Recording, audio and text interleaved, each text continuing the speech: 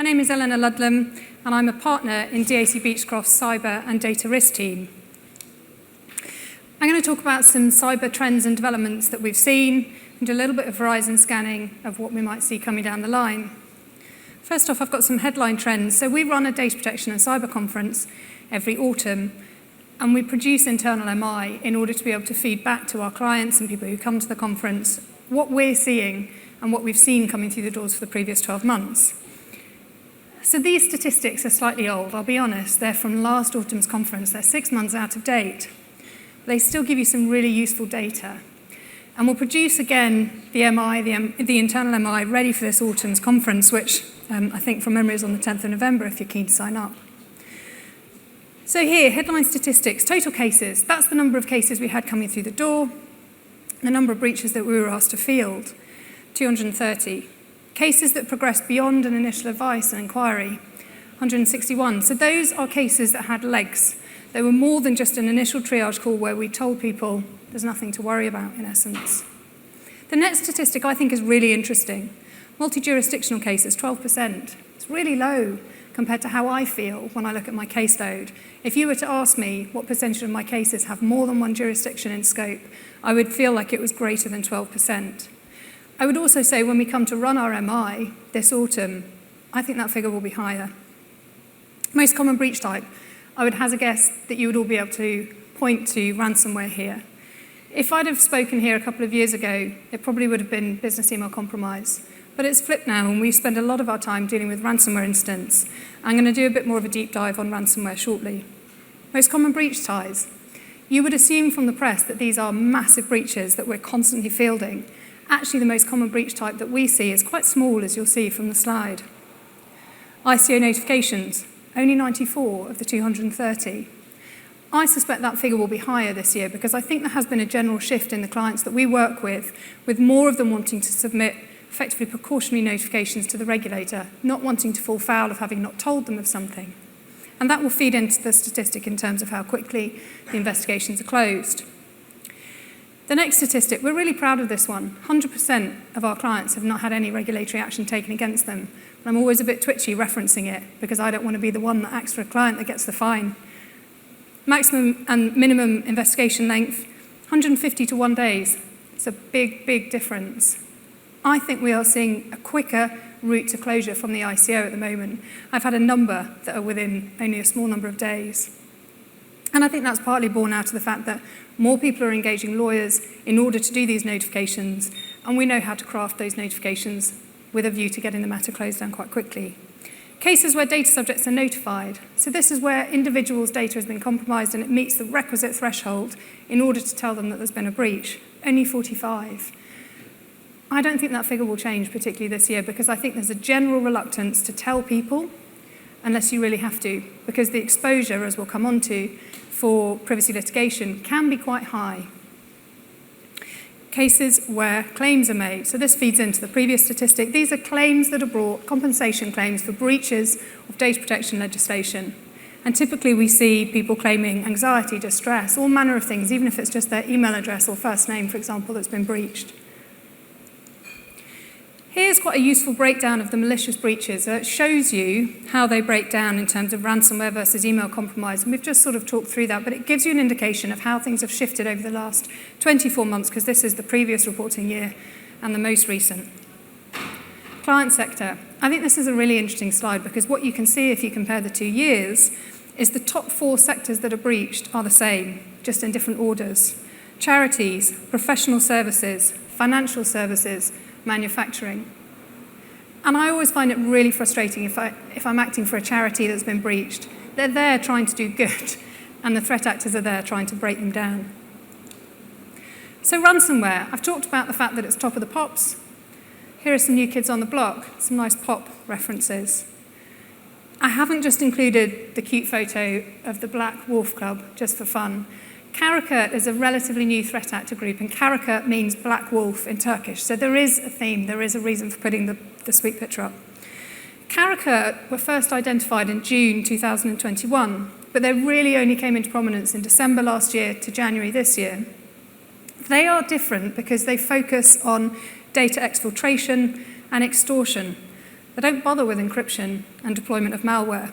And the consequence for businesses that are hit by Karakurt is that the business interruption is far less. Their systems are not taken down. Their systems are not encrypted, so they continue functioning, but their data has been stolen. They also use social media to name and shame. Now, normally, threat actor groups name and shame the organizations they've hit on a leak site that sits on the dark web, so you and I probably wouldn't ever see it. But these guys use Twitter and other social media platforms in order to name and shame the organizations they breached. Their communications are also really well written, and that is quite different, because often they're not in the best English. These guys write in really good English, and there's a bit of a question mark as to their location. Use of platforms. So I've put on here about use of Mega.nz. For those of you who don't know, Mega.nz is a New Zealand-based file sharing platform, and it's one of the platforms of choice for threat actors to upload data that they've stolen from people's systems. Karakurt really like to use Mega, as do some others that I'll come on to in a minute. And maybe last year, if I'd have come and spoken at this conference, I would have said, we do very few takedown requests. It's been markedly different this year. So I probably had one a week for a period of a number of months where we were writing to Mega, got to the point where I was just getting automated emails from them because they know, oh look, it's Ellie Ludlam again from DAC Beechcroft. But basically what we're doing is writing to them saying, we can see from forensic investigations that data's been uploaded to your platform. We want you to take it down. It's a breach of the law for you to be hosting it. And they're really good. They respond within a few hours. But that's an interesting development. International law enforcement. Karakurt is on somebody's watch list because Karakurt breaches are being picked up by the police and notified to organisations before their systems even spot them. So Karakurt is on someone's radar. The next one, continue with the theme of cuddly black animals, although this picture's less cutie. Black cat. Black cat was first detected in November last year. They are a rebrand of Darkside Black Matter, who some of you may know were responsible for the Colonial Pipeline attack last year. They are a ransomware as a service scheme, which basically means they provide the tools for other threat actors to hack, and then they take a share of the ransom. For those of you who are quite techie, Black Cat is the first ransomware group to successfully breach organizations using Rust, considered to be a more secure programming language. They go in for large-scale data exfiltration, double extortion, and pretty aggressive extortion tactics. For those of you who've never seen a ransomware note, I thought you might like to see a Black Cat one. It's possibly not what you'd think if you've never seen one before. Images of blue screens from the movies. Financial consequences. I think this is a really useful slide for people to have a look at if they've never been in a company that's experienced a breach. These are really expensive risks for a business to encounter. The ransom payment. This is a real-life one that I've been working on recently. Around 5,000 employees, quite a big company doing some quite sensitive work. They were hit by Black Cat. The ransom demand was 10 million. Ultimately, negotiators got it down to 2.5, but that's a lot of change. IT costs around 100,000, legal regulatory costs 70. Those are my costs for doing the breach response piece, advising on the legal and regulatory fallout. But that's still going up. We haven't finished this one yet. PR reputation management costs. These are the guys that will come in and help you with the PR around it, draft communications for you, manage your crisis communication strategy, dark web monitoring, and it goes on. And some of it is yet to be quantified, as you can see. So it's an expensive thing to go through. Moving on slightly, the other trend that we've seen is an uptick in the interest in injunctions against persons unknown. What on earth is that? It's not the most succinct title. Companies are more and more interested in this as a tool following a breach. The right to apply for an injunction in these types of circumstances was first established in the case I put up there, Bloomsbury Publishing Group, and that case concerned the theft from printers of the unreleased fifth Harry Potter book. You can guess which one from the picture. And it was offered to newspapers by persons unknown. So although the claimant may be able to describe the person or group of people who are responsible for infringing their rights, they may not know the true identity. But the courts recognise that for justice to be done, it should be possible for a claimant to obtain an interim injunction against persons unknown, either prohibiting or compelling certain acts, for example, taking the data down. Some key pointers here about injunctions. The defendant, the threat actor group, is anonymous, but the company applying for the injunction isn't, typically. And that's a challenge because one of the things we work really hard at post-breach is to contain the incident, contain the messaging, and try and keep it out of the press. But the minute you apply for an injunction, it's quite hard to get an anonymity order. So you apply to the injunction in the name of the company's name, but the threat actor isn't. So the data won't be referenced. That would all sit in a confidential schedule. But it is an important thing to know because we've seen situations where you apply for the injunction with a view to trying to control things, and within hours it's in the media. They enable the protection of stolen information. That's the basis upon which you're applying for them. But they are also a good mitigation step because they show proactivity on the part of the breached organisation. The organisation can say to impacted customers, impacted individuals, we are doing all that we can to try and contain this and regain control over the data.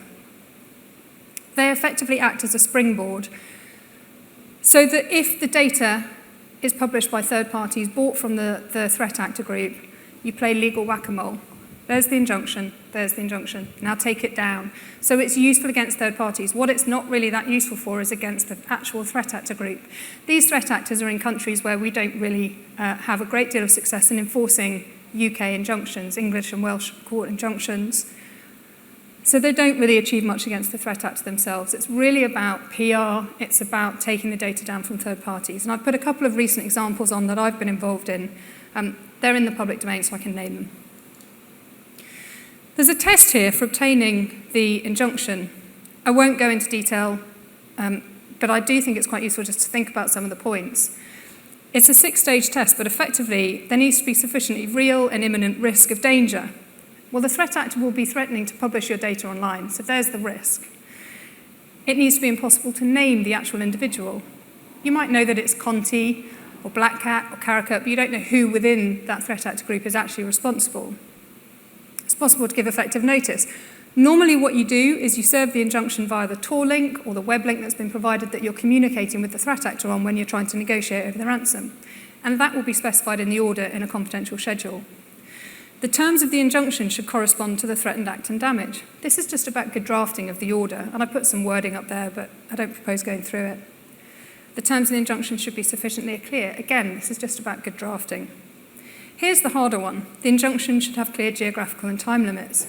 We often don't know exactly where a threat actor group is, and that makes it harder. But we have had success, as you'll have seen from the previous slide.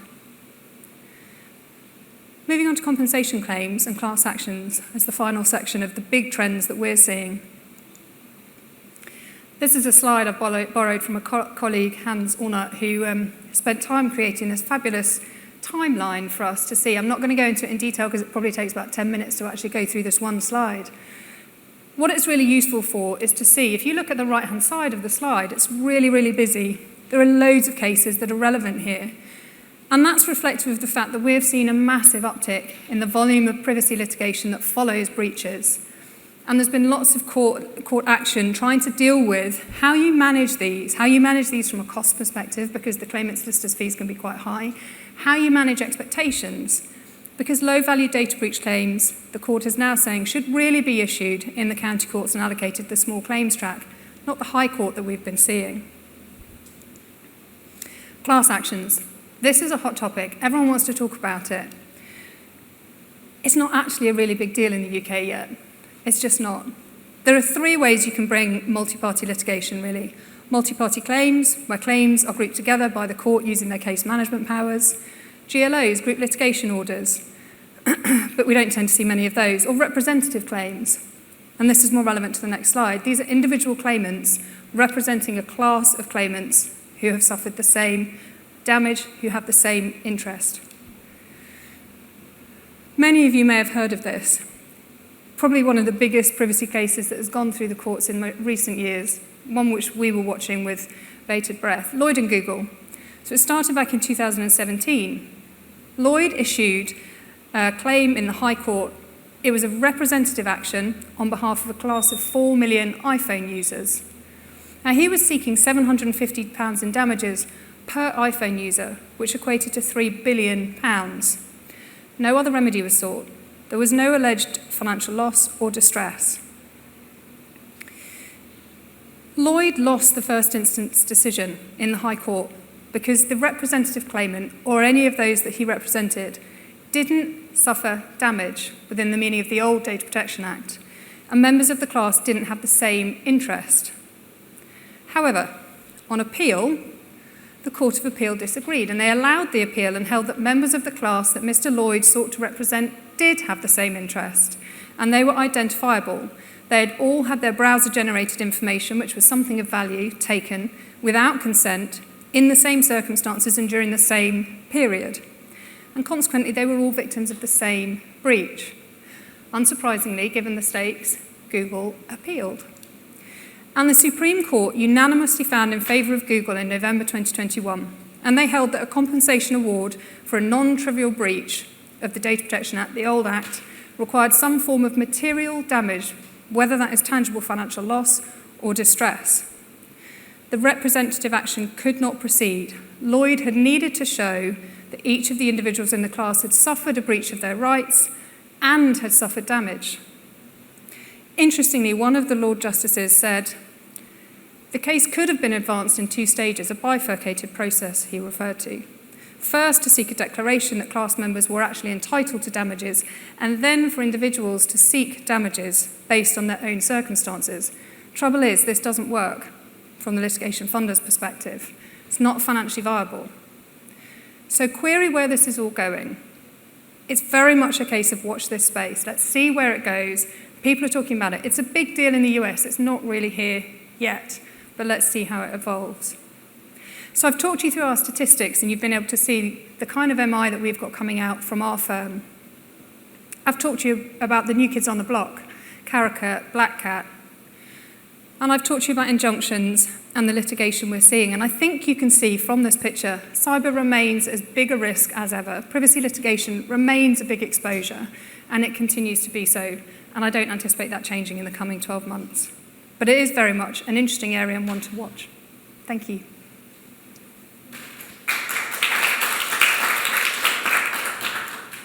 Thank you, Eleanor. Have we got any questions for Eleanor?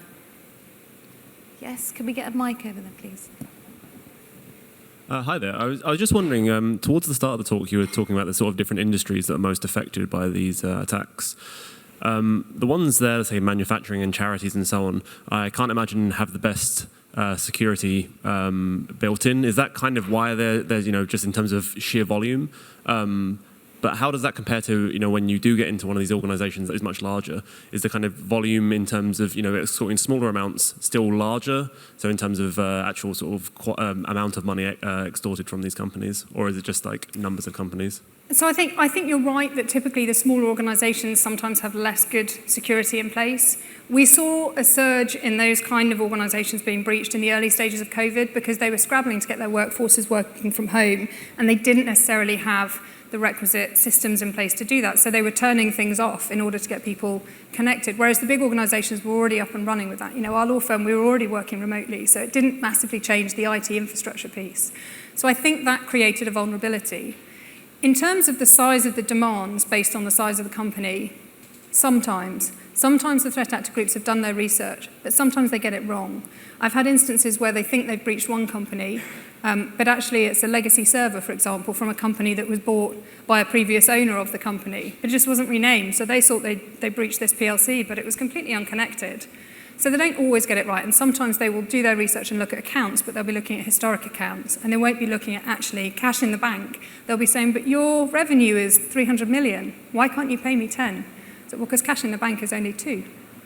So there are issues like that where they're not necessarily doing their research properly. Okay, no, that's really interesting. Thank you. Welcome. And I really just wanted to ask what kind of progress is being made? Are there any changes afoot? Are things going to get any better within the next 2 years or so? In terms of the volume of attacks? And also how they're handled legally? So I don't foresee there being any decrease necessarily in the volume of attacks that happen. I think a lot of the threat actor groups are sort of reorganising. So there's been an issue post the Russia-Ukraine conflict where some threat actor groups came out very firmly in favour of Russia. And what they've found is no one can then pay the sanction, the ransom for risk of falling foul of the international sanctions regime. And some of those groups are reported to be breaking up. So I think we may just see a bit of a rejuggle in terms of who sits where in the threat actor market. In terms of how they're handled legally, I I think there's a greater awareness of engaging lawyers early on for various reasons. You know, we're experienced at dealing with thousands of breaches, and we can really guide an organisation through those incidents. So I think people are more aware of that. I think companies are generally more aware of their obligations under the GDPR and the obligation to report and notify. I don't know that anything's going to massively change. You know, there's the new data reform bill that's been talked about in Parliament. At the moment, I don't see anything in there that's going to fundamentally shift the breach response process, the way we handle these matters. But again, it's a bit of a watch and see where the government goes. Okay. All right. Thank you very much, Eleanor. That was a fantastic presentation. Thank you.